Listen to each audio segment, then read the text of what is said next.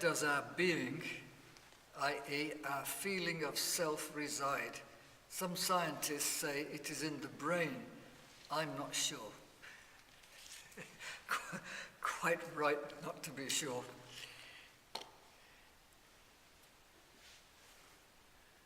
The brain is not all it's cracked up to be, and it is certainly not the center of the self.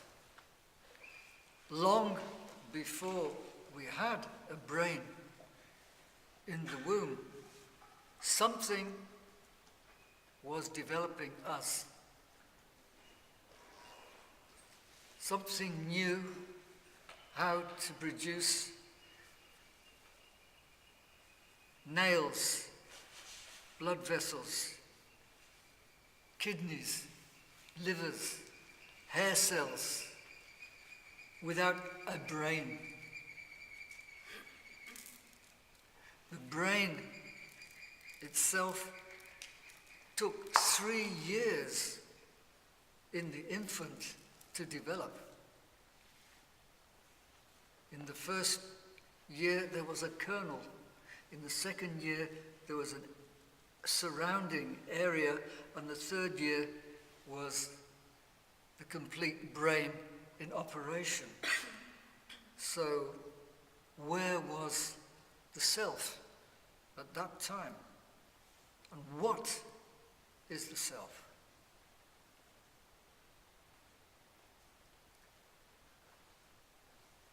The self is that within which the universe appears. It is the substratum of everything and everyone. Just as the cinema screen is the substratum of the film. Without the screen, there is no film. The self is the screen, and it is also the film. We are both the film and the self. The self, the film is the self in operation. The self is the awareness of the universe. Consciousness is that aspect of the self in which perception occurs.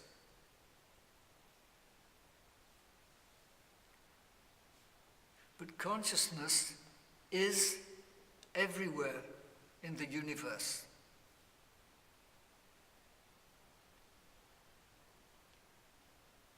There is nowhere that consciousness is not. Even in a brick or a rock, there is a form of consciousness.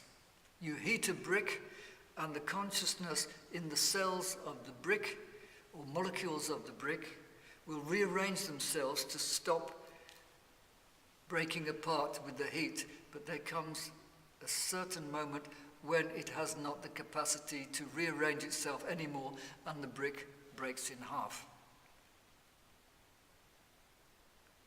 There is consciousness in the plants. Experiments have shown that plants have primitive sensations, feelings, fear, love. When love is given to a plant, it blossoms more. When hatred is given to a plant, it diminishes. We are walking plants. Same thing happens to us. But we are walking in an ocean of consciousness. And each soul is an antenna for that consciousness.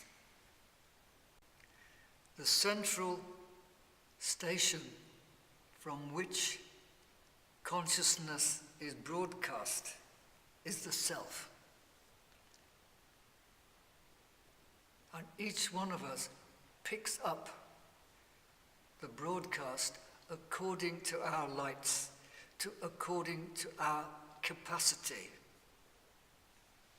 Because we are sentient creatures.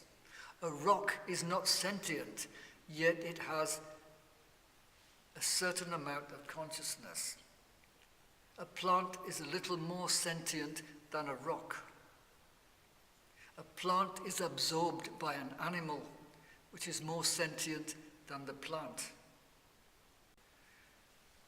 So we receive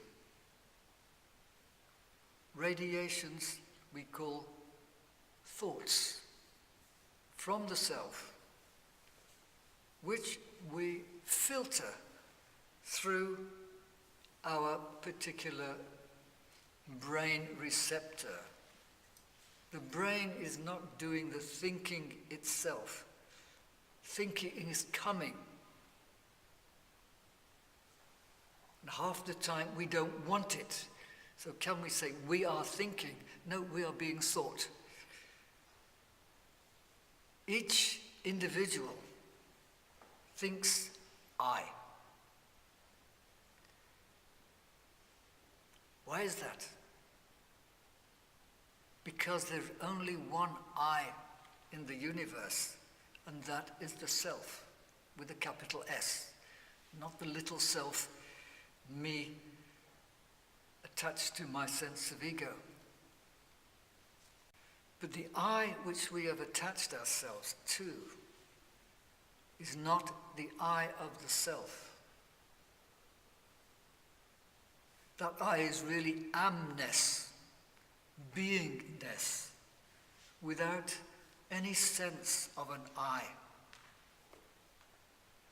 And we all had that experience before the brain was fully operative. Up until the age of 3, we don't have an I. It's a paradise. That is the Garden of Eden stage of human development. When we had no concept of I, we just had a concept of being. Just being what I am. And exploring this amazing phantasmagoric universe without attaching an I to it. That was freedom. And the freedom is to retract and lose the I which we have developed, which is not me at all.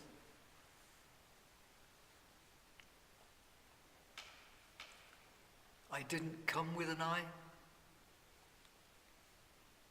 just was.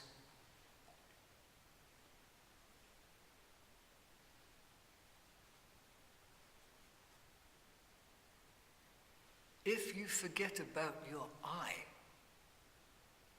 you will find yourself in that same space as you were as an innocent child. That's why Jesus said, be as little children. He meant infants before they had the sense of an I. When you enter into that meditative space, when there is no movement of what we call mind, that is also a fiction. It is only a movement, it's not a thing. And we don't participate in it, then we are plunged back into that state of beingness. And you can live from that space. That is the state of all realized beings. People who have suddenly realized they don't have an I to attach their sense of self-worth to. We didn't have a sense of ego up until around the age of 3. We were just free. But suddenly or gradually, we pick up on the ego sense around us and start separating ourselves from the rest of the universe. And then the rot sets in. Then we have a big hole in our being which we can never fill,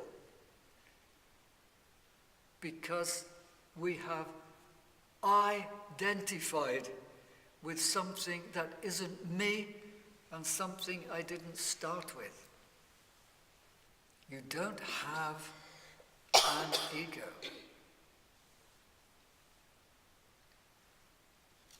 You have a habit of thinking yourself to be an I.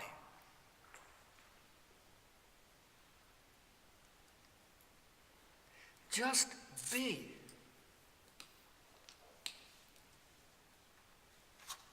And you will find the relief it gives in your whole psyche.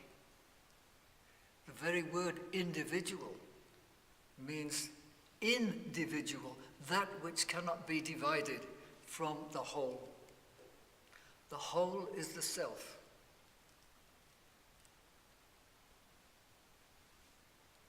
You are the self in operation. Give up your I, and you will experience awareness of being.